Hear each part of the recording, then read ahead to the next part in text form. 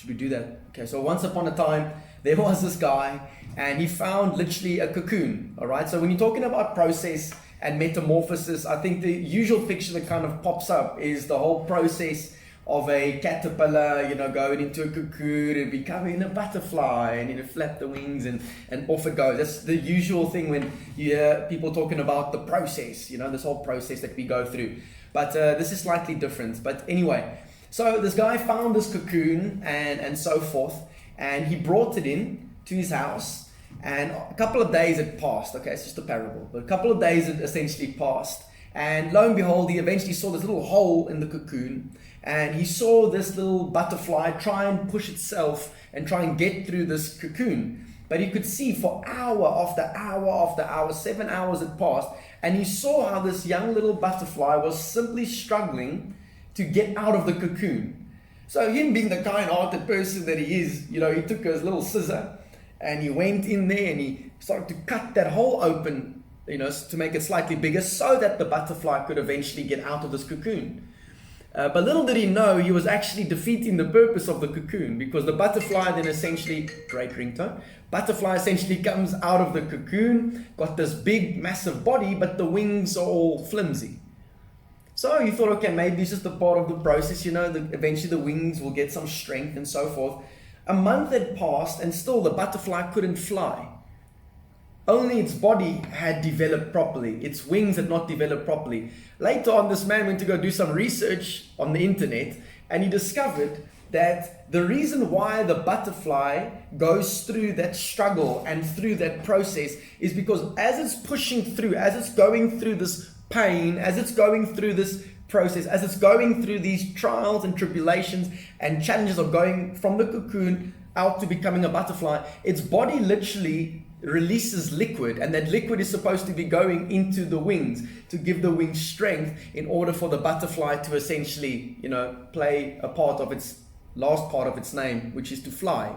So because the man had literally cut the process short, it defeated the purpose of the cocoon. It defeated the butterfly's purpose of actually flying in life. So the point I'm trying to make is this, that every single one of us in this life, every one of us in this room and those that are on Zoom as well, we all have certain processes that we essentially go through. And every single process in life that we go through, it is so that our character can ultimately be developed moving forward.